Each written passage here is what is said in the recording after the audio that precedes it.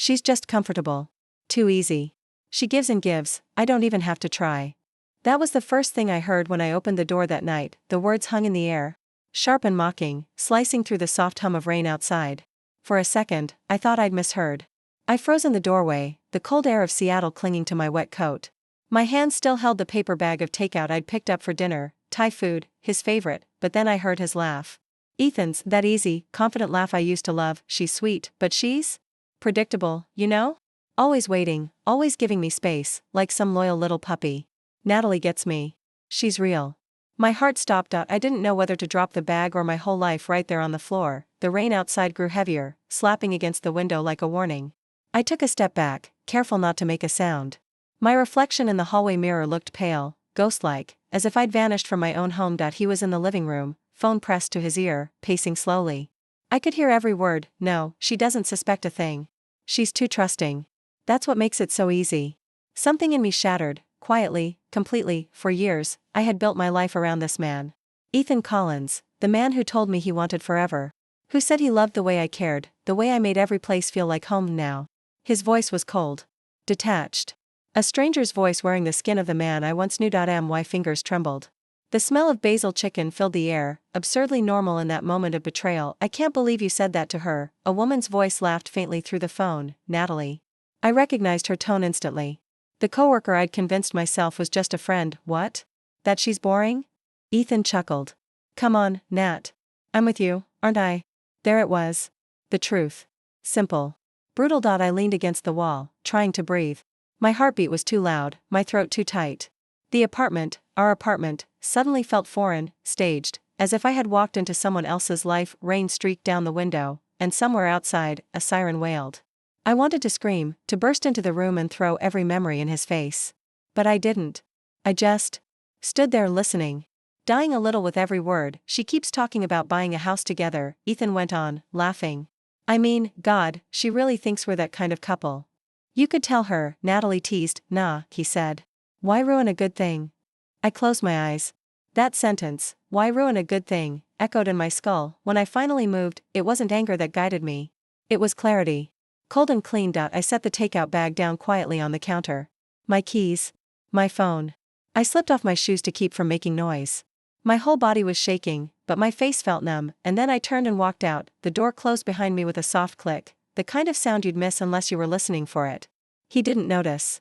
He just kept talking. Outside, the rain poured harder. I stepped into it like stepping into absolution. The wind hit my face, cold and sharp, but it didn't matter.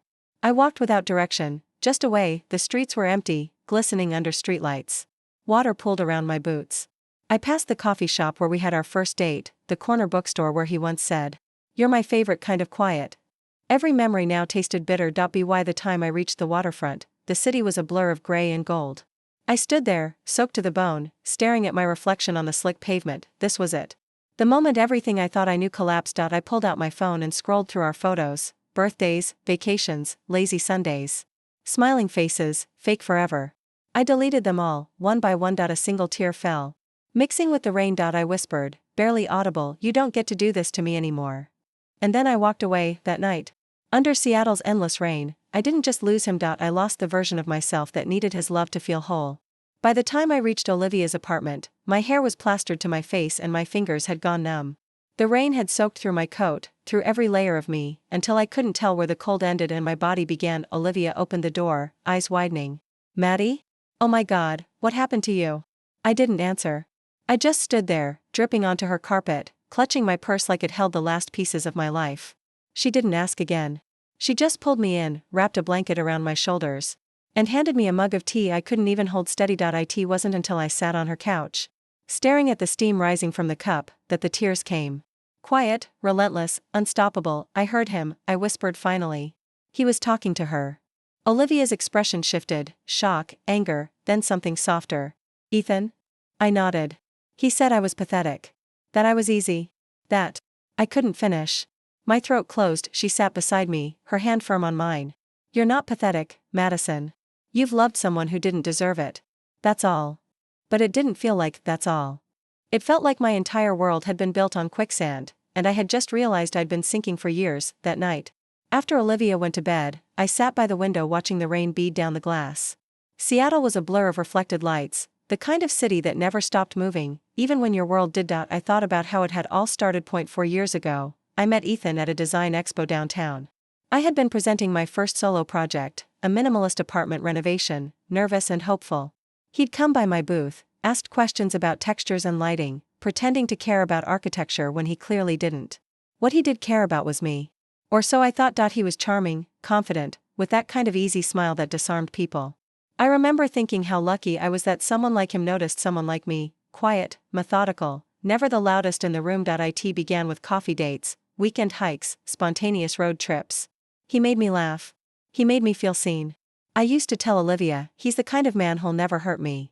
I almost laugh thinking about it now. Over time, the relationship became routine, comfortable, predictable. He'd work late. I'd leave dinner on the table. On weekends, he'd plan things, and I'd follow. My dreams shrank quietly to fit his schedule. When he got promoted last year, I threw a dinner party to celebrate. I spent the whole day cooking, decorating, making everything perfect. He walked in, kissed my forehead, and said, "You didn't have to go through all this trouble." But the truth was, I did.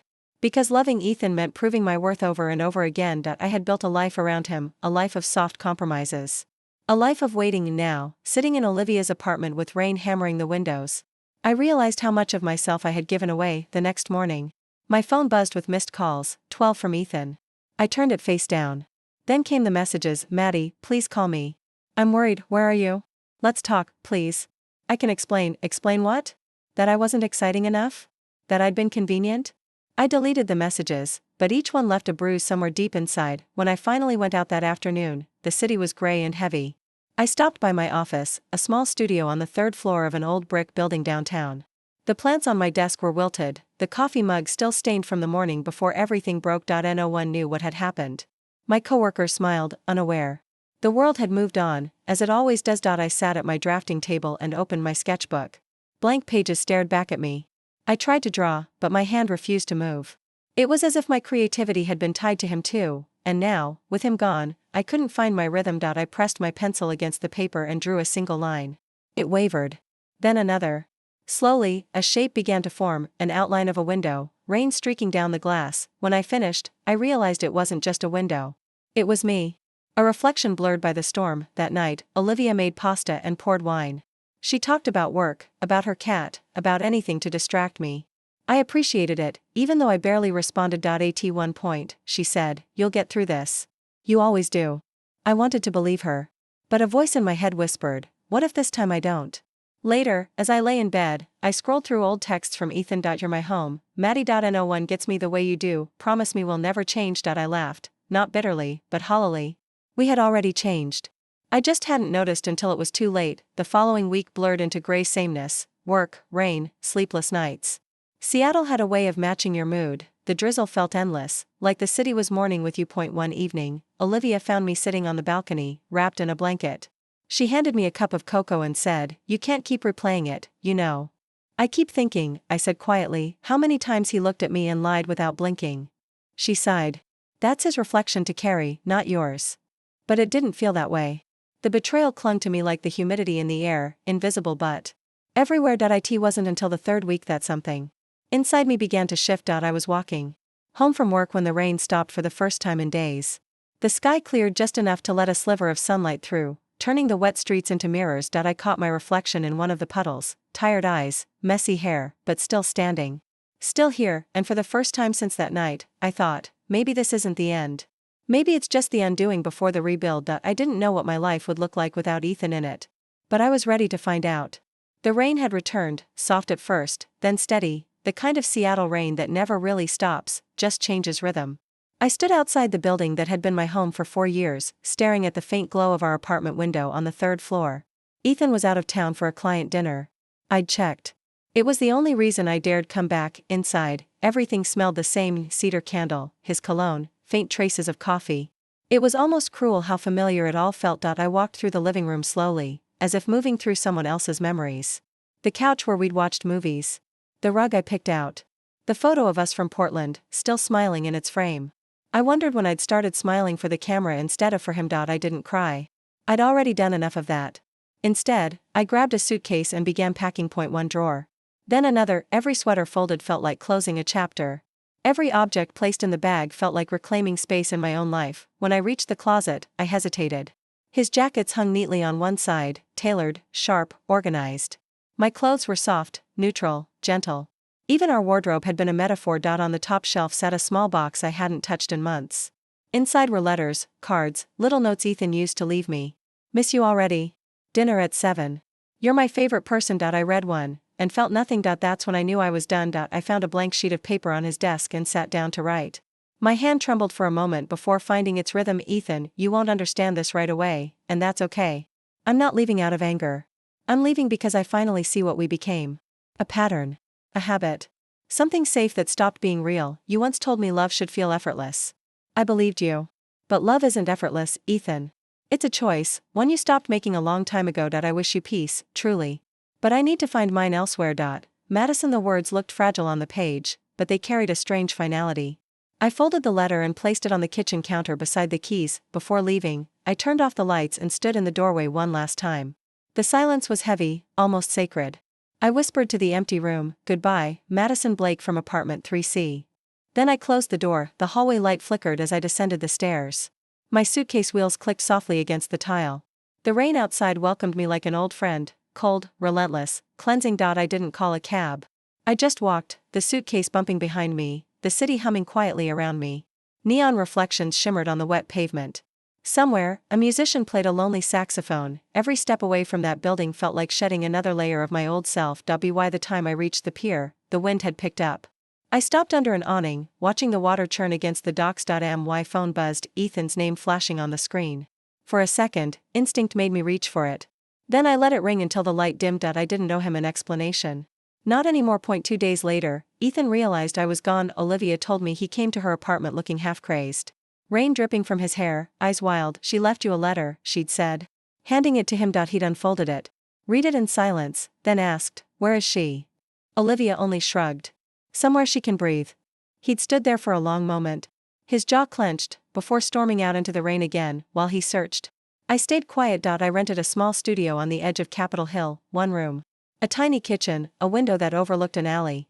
It wasn't much, but it was mine. The first night there, I sat on the floor eating instant noodles, listening to the rain on the roof. I should have felt lonely. Instead, I felt still. I had nothing figured out, no plan, no certainty. But for the first time in years, I didn't have to perform. I didn't have to smile when I wanted to scream. I didn't have to wait for someone to choose me. On the third day, Ethan called again.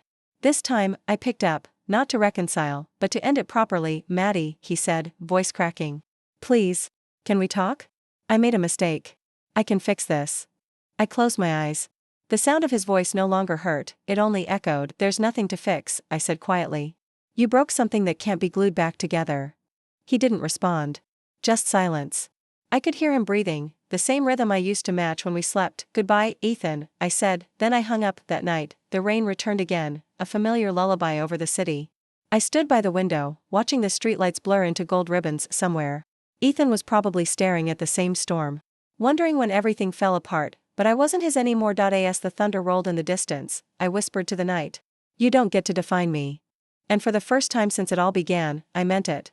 He ran a hand through his soaked hair. Natalie meant nothing. It was a stupid mistake. I panicked. You didn't think I'd find out, I said. He flinched like I'd slapped him. Please, Maddie. Just come home. We can fix this. You don't get to do this now, I said quietly. He froze. Do what? Show up in the rain and pretend it's love. The silence between us stretched. Rain drummed against the windows, steady, merciless. He pulled something from his pocket, a small velvet box. Maddie, I was going to do this differently, he said, voice trembling. But I can't lose you. He dropped to one knee. Right there, on Olivia's living room rug, dripping water onto the floor. I stared at him, at the box, the ring, the absurdity of it all. Don't, I whispered. Please, he said. Marry me. Let me prove I can be better. I shook my head. You don't propose because you're guilty, Ethan. You propose because you love someone enough to grow. You're not there. He looked up at me, eyes glassy. I'll do anything. No, I said, stepping back. You'll say that until the next Natalie shows up. And I'll end up here again, trying to believe you. He reached for my hand. I pulled away. You taught me something, Ethan, I said softly. Love isn't about saving someone. It's about knowing when to save yourself. He stood, shoulders shaking. You're really walking away? I already did. He didn't answer. Just stood there, drenched and silent, watching as I walked past him toward the door. Olivia didn't say a word. She just handed me an umbrella. I stepped outside into the downpour, leaving Ethan behind in the doorway, a silhouette of regret. The city swallowed me whole again, the sound of tires hissing through puddles. The glow of neon against wet asphalt. I walked until my legs ached, until the rain felt like baptism. The next day, I went back to work. It wasn't easy. My focus was fractured, but I forced myself to show up. To create. To try. 2 weeks later, my boss sent me to a design conference downtown. I almost didn't go. Crowds exhausted me, and small talk felt impossible. But something in me said go anyway. That's where I saw him, Lucas Harrington. It took me a second to recognize him. He'd changed since college, broader shoulders, calmer eyes. He was talking to someone near the coffee stand when he noticed me. His smile was warm, immediate. Madison Blake? He said, walking over. Wow, it's been, 8 years? Something like that, I said, managing a small smile. He laughed softly. You still hate these things, don't you? I do. He handed me a cup of coffee. Then let's hate it together. We sat at a corner table, away from the noise.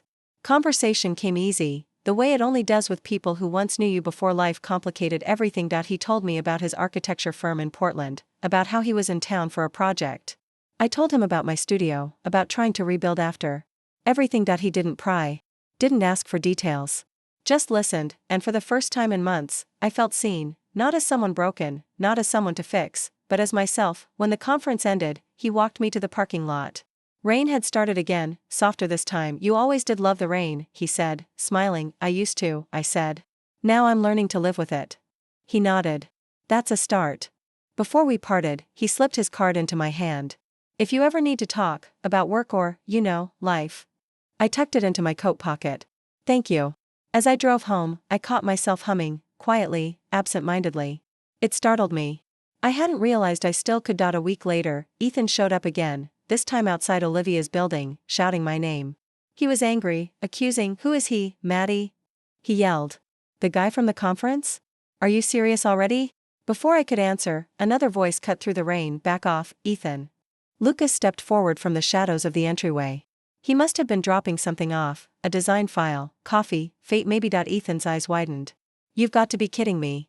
Leave, Lucas said, calm but firm. Ethan lunged forward, shoving past him, but Lucas caught his arm, his voice low and even. Don't make me call the cops. Ethan glared at me one last time, rain streaking down his face, then turned and stormed away. When he was gone, Lucas looked at me. You okay? I nodded, trembling. I am now. He smiled, the kind that reached his eyes. Good. And just like that, the storm finally began to quiet, both outside, and somewhere deep inside me. It was the kind of rain Seattle was famous for, relentless, heavy, almost personal. The kind that didn't fall on you so much as through you.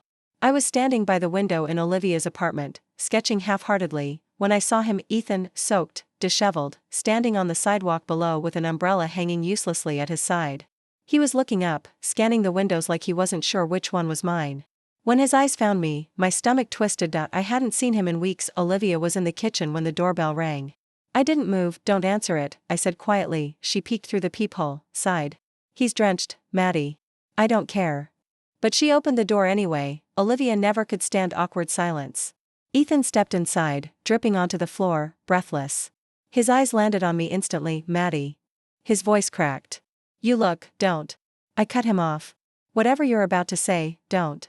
He looked smaller somehow, shoulders slumped, eyes ringed with exhaustion. The arrogance I once mistook for confidence was gone. What replaced it was desperation. I can't sleep. I can't think. He took a step closer. Please, talk to me. There's nothing to talk about. I made a mistake, okay?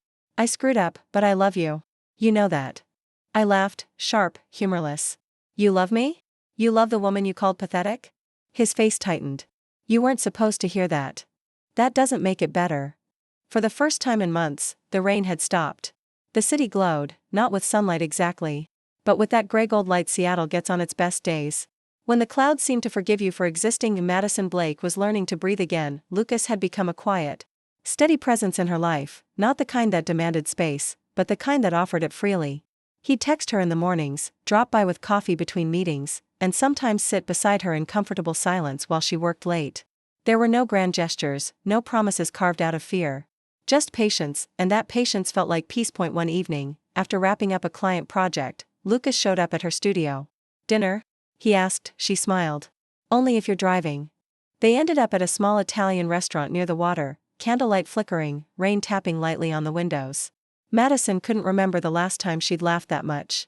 The sound surprised her. Lucas noticed.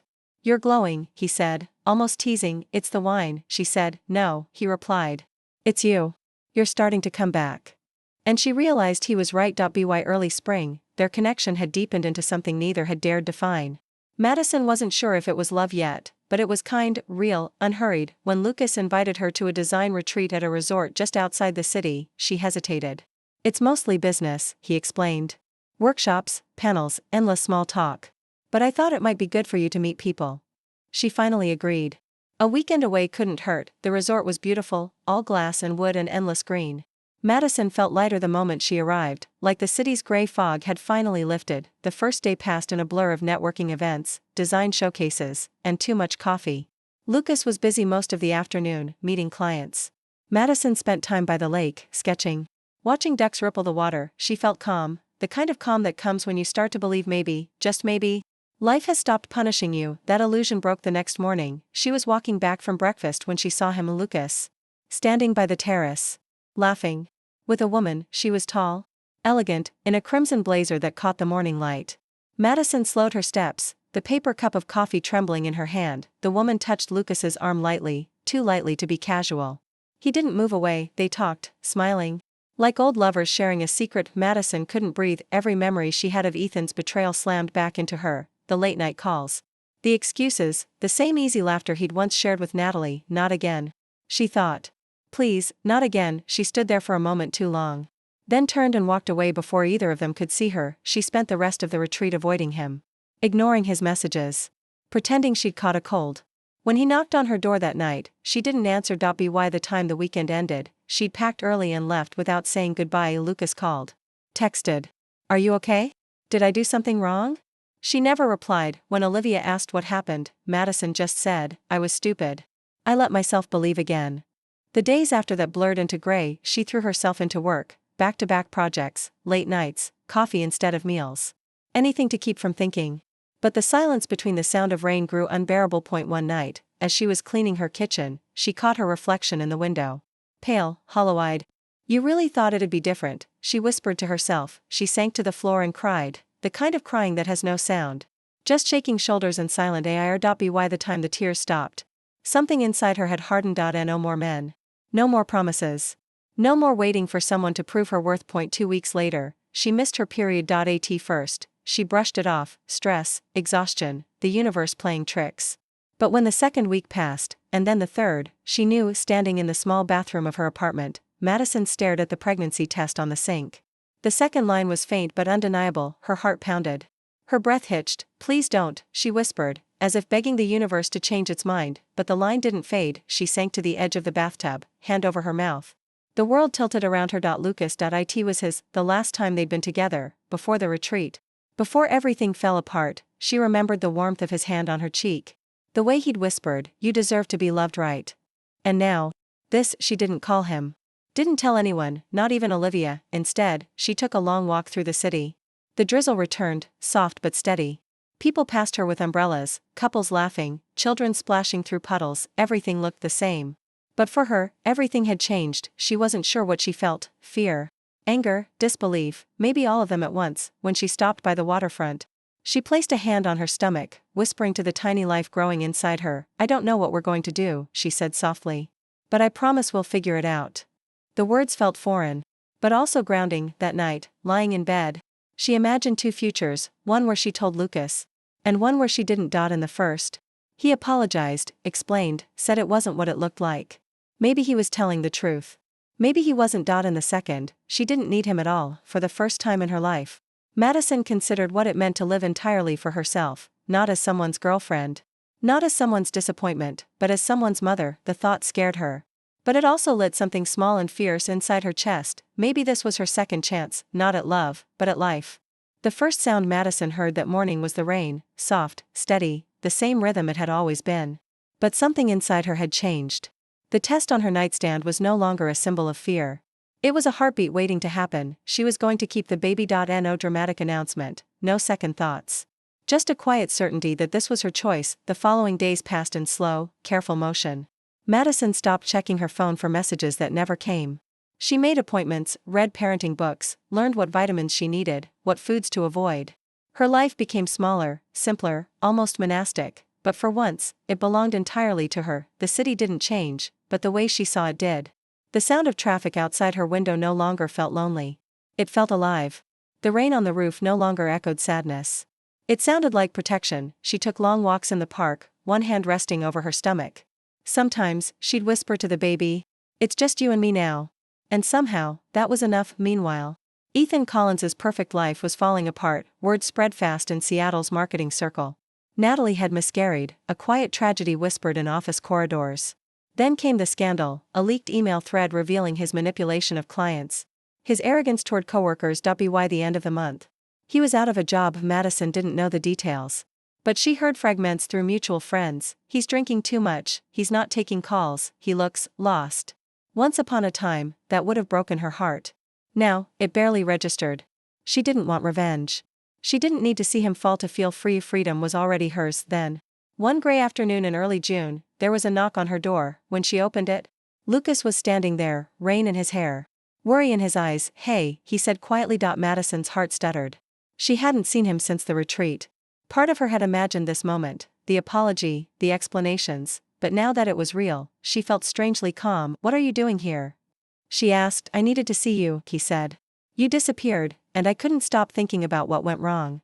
Madison crossed her arms, wary. "You really want me to tell you?" He nodded. "I saw you with her," she said flatly. "Valeria.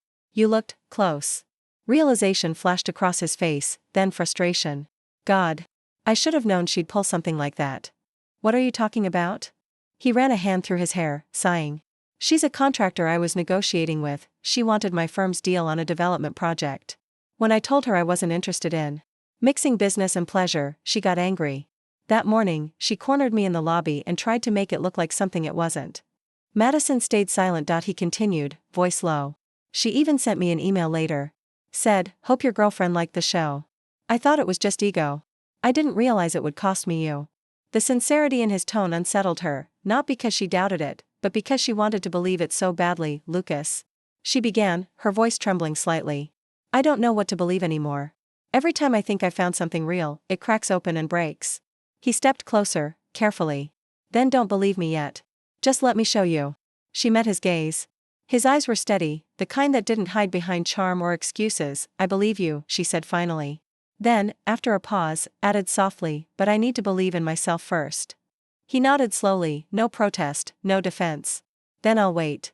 Something about the way he said it made her chest ache, not from pain, but from relief. The weeks after that unfolded quietly. Lucas didn't push. He sent messages now and then, not of longing, but of care. "Do you need groceries? Have you eaten?" He repaired a leaking pipe under her sink one Saturday, then left without asking to stay. He was there, without trying to take over. Madison kept to her own rhythm. She attended doctor appointments alone, learned to breathe through fear. Started designing nurseries in her spare time, soft shades of sage and cream.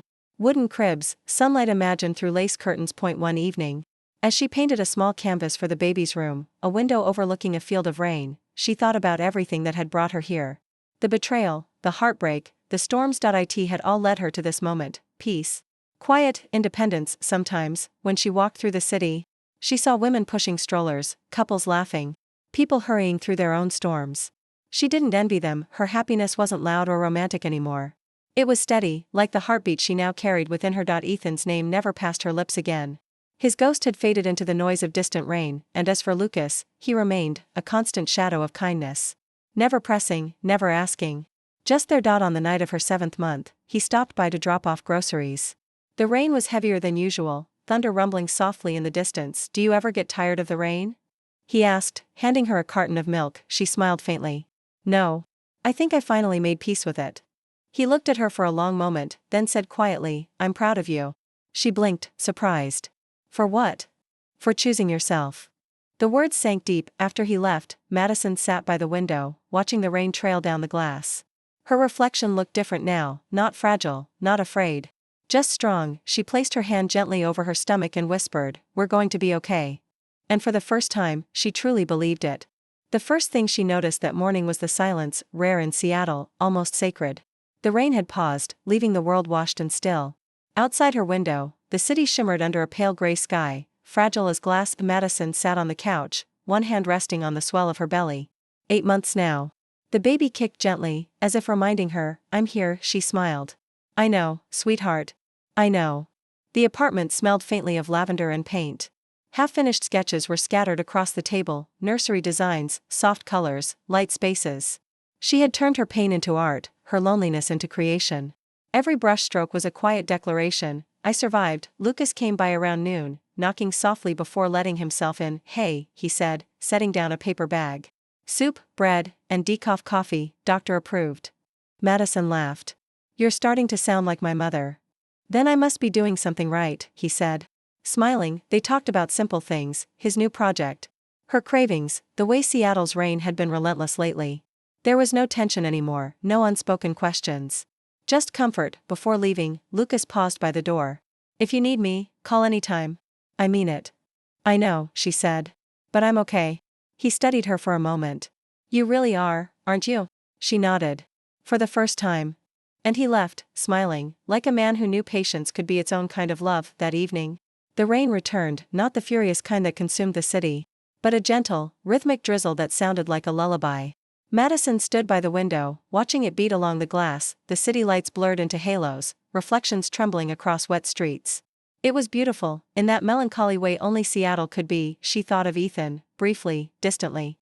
Wondered where he was, if he ever thought about her, about what he'd thrown away. But the thought held no anger anymore, no ache. Only silence. People change. Some grow.